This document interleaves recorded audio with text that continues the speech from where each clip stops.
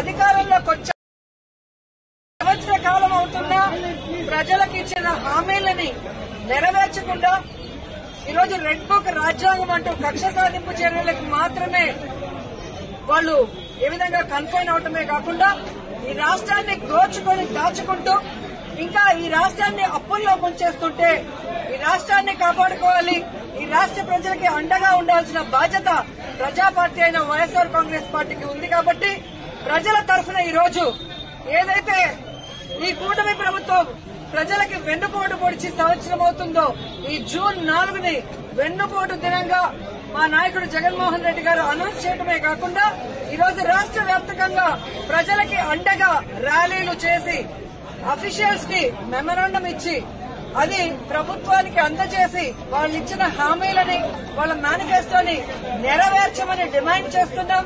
అవి నెరవేర్చకపోతే వదిలే ప్రసక్తి లేదు అని కూడా ఈ సందర్భంగా హెచ్చరిస్తున్నాం. మీరు చూస్తే ఎన్నికల ముందు కూటమి ప్రభుత్వం అంతా ఎలా ప్రచారం చేసుకుందో మనం చూసాం. ముఖ్యంగా తెలుగుదేశం పార్టీ వాళ్ళైతే వచ్చేది బాబే, ఇచ్చేది బాబే. ఏమొచ్చిందయ్యా? మీకైతే పదవులు వచ్చాయి, బాబేవో వచ్చి ముఖ్యమంత్రిగా కూర్చున్నాడు.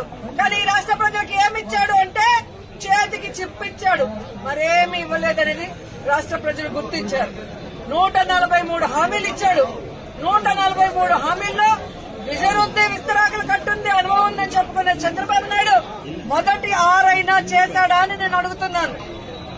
ఈరోజు చూస్తే చంద్రబాబు నాయుడు ఏరు దాటక ముందు ఏటి మల్లన్న, ఏరు దాటాక బోడి మల్లన్న చందంగా పరిపాలించిన విధానం మనకు తెలుసు.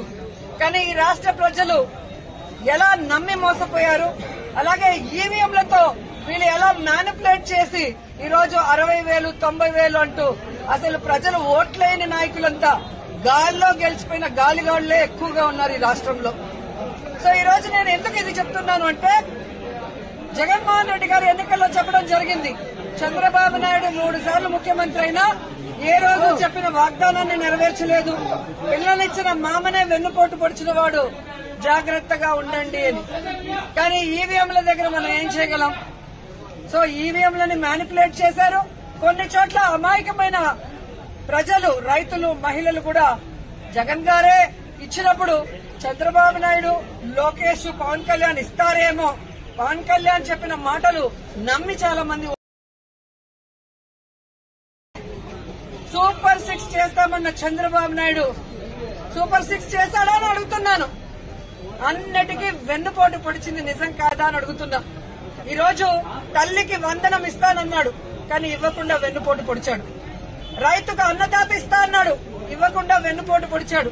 జాబ్ క్యాలెండర్ ఇస్తా అన్నాడు, ఇవ్వకుండా వెన్నుపోటు పొడిచాడు. ఉద్యోగం ఇస్తా ఇవ్వని వాళ్ళకి నిరుద్యోగ భృతి ఇస్తా అన్నాడు, ఇవ్వకుండా వెన్నుపోటు పొడిచాడు. అలాగే అధికారులకి ఐఆర్ ఇస్తాను, డిఏ ఇస్తాను అని చెప్పాడు, కానీ ఈ రోజు ఇవ్వకుండా ఎలా వెన్నుపోటు పొడిచారో మనం చూసాం. మహిళలకైతే ఉచిత బస్సు ఇస్తాను, పొద్దు నుంచి సాయంత్రం వరకు ఫ్రీగా తిరుక్కోవచ్చు అని చెప్పారు, కానీ ఇవ్వకుండా ఎలా వెన్నుపోటు పొడిచారో మీరందరూ కూడా కళ్ళారా చూశారు. ఈ రోజు ఒక్కరికి కూడా ఒక సెంటు భూమి గాని, ఒక ఇల్లు గాని కట్టించకుండా ఎలా వెన్నుపోటు పొడిచాడో మీరందరూ కూడా కళ్ళారా చూస్తున్నారు. సో వెన్నుపోటు అంటే చంద్రబాబు నాయుడు, చంద్రబాబు నాయుడు అంటే వెన్నుపోటు. ఇది ఈ రోజు ప్రజలు తెలుసుకున్నారు. వాళ్ళకి జరిగిన నష్టాన్ని వాళ్ళు తెలుసుకున్నారు. ఎప్పుడెప్పుడు ఎన్నికలు పెడితే జగన్మోహన్ రెడ్డి గారికి ఓటేసి మళ్లీ ముఖ్యమంత్రిని చేసుకోవాలని ఎదురు చూస్తున్నారన్న దాంట్లో ఎటువంటి అతిశయోక్తి లేదని కూడా తెలియజేసుకుంటున్నా. మొదటిసారి ముఖ్యమంత్రి అయిన జగన్మోహన్ రెడ్డి గారు తాను ముఖ్యమంత్రి అయిన రోజుకి చంద్రబాబు నాయుడు ఖాళీ చేసి ఖజానాలో 100 కోట్లు మాత్రమే పెట్టినా ఆయన పెట్టిన అప్పులన్నీ తీర్చి జగన్మోహన్ రెడ్డి గారు ఇచ్చిన వాగ్దానాన్ని నెరవేరుస్తూ 2 కళ్లగా ముందుకు వెళ్లాడు. జగనన్న దిగిపోయే రోజుకి 7,000 కోట్ల రూపాయలని ఖజానాలో పెడితే సిగ్గులేని కూటమి ప్రభుత్వ నాయకులు ఈ రోజు ఖజానా ఖాళీగా ఉంది, ఖజానాలో ఏమీ లేదు, ఏం చేయాలో అర్థం కాలేదు అని చెప్పి ఏ విధంగా మొసలి కన్నీళ్లు కారుస్తున్నారో మీ అందరూ చూస్తున్నారు. మరి మొదటిసారి ముఖ్యమంత్రి అయిన వ్యక్తి, వయసులో చిన్నవాడైన జగన్మోహన్ రెడ్డి గారు సంపద సృష్టించి ప్రజలకిచ్చిన మేనిఫెస్టోని ఎలా నెరవేర్చాడు, ఈ రాష్ట్రాన్ని అభివృద్ది వైపుకి ఎలా నడిపించాడు, మెడికల్ కాలేజీలు ఎలా కట్టాడు, పిహెచ్సిల్ని ఎలా కట్టించాడు, స్కూల్స్ ని ఎలా రెనోవేట్ చేశాడు, ఈ రోజు టెంపుల్స్ ఎలా కట్టించాడు, రోడ్లు ఎలా వేశాడు, చెప్పుకుంటూ పోతే హార్బర్లు ఎలా కట్టారు. ఈడేమో అనుభవం ఉందంటాడు. సంవత్సరం అవుతుంది, ఒక్క సెంటు భూమి ఒకరికి ఇచ్చారా, ఒక ఇల్లు కట్టించారా? జగన్మోహన్ రెడ్డి గారు దిగిపోయే రోజుకి ఫినిషింగ్ లో ఉన్న మెడికల్ కాలేజీలు ఇంతవరకు పూర్తి చేయట్లేదు. వాటిని అమ్మేసి జగన్ గారి పేరు ఎవరు గుర్తు పెట్టుకోకూడదన్న ప్రయత్నం చేస్తున్నారు. హార్బర్లను అమ్మేయాలని చూస్తున్నారు ప్రైవేట్ వాళ్ళకి. స్కూళ్లన్నీ కూడా నిర్వీర్యం చేస్తున్నారు. ఇప్పటికే సిబిఎస్ఈ తీసేశారు, ఐబీని కట్ చేసేశారు, ట్యాబ్స్ కట్ చేసేశారు, రెనోవేషన్ లో ఫైనల్ స్టేజ్ లో ఉన్న వాటిని ఆపేశారు. అలాగే పిహెచ్సిలు, హాస్పిటల్లో ఏవైతే బ్యాలెన్స్ ఉన్నాయో వాటన్నిటిని ఆపేయడం మనం కళ్ళారా చూస్తున్నాం. ఇంతవరకు ఒక గుడి కట్టించారా?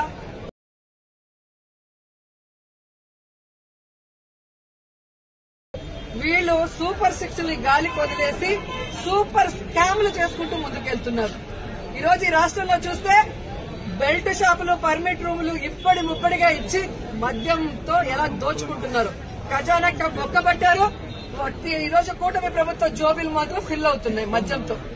అలాగే ఇసుక మాఫియా, ఉర్సా భూముల mafia, ganja mafia, drugs mafia, ఈ విధంగా ఇష్టానికి తయారయ్యారు. పోలీసులు ఎలా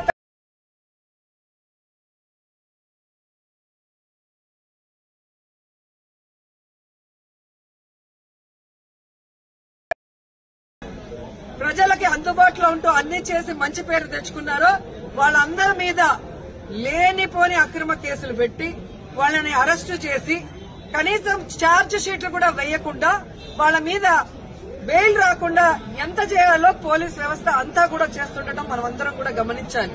నిజంగా ఒక తప్పు జరిగితే కేసు ఎఫ్ఐఆర్ చేయండి.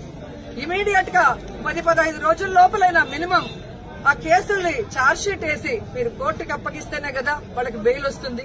అంటే తప్పుడు కేసులు కాబట్టి ఛార్జ్ షీట్ లో నిజాలు రాయాలి కాబట్టి, తప్పులు రాస్తే రేపు వాళ్ళ ఉద్యోగం పోతుంది కాబట్టి ఈ రోజు తప్పుడు కేసులతో జైల్లో 50 రోజులు, 60 రోజులు, 70 రోజులు మగ్గిపోయే పరిస్థితి వైఎస్ఆర్ కాంగ్రెస్ పార్టీ కార్యకర్తలకి, నాయకులకి కలుగుతోంది.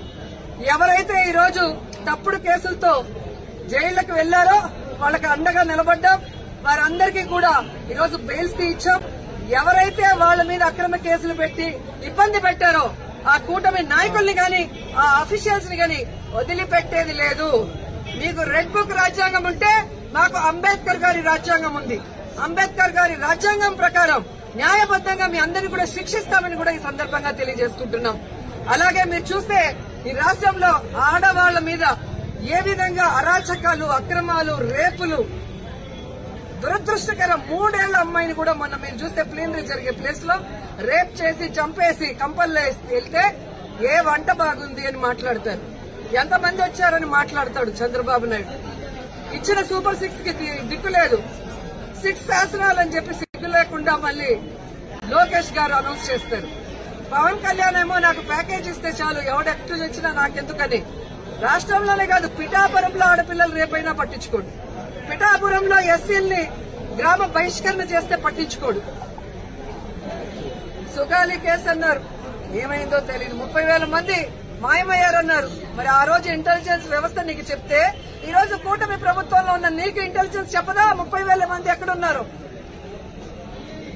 చంద్రబాబు నాయుడు ఎదురుగా నించొని ప్రజలకి వెన్నుపోటు పొడిచిన కట్టప్ అయితే సైడ్ నుంచి పొడిచిన కన్నింగ్ కట్టపులు పవన్ కళ్యాణ్ అండ్ లోకేష్ అని కూడా ఈ సందర్భంగా తెలియజేసుకుంటున్నాను.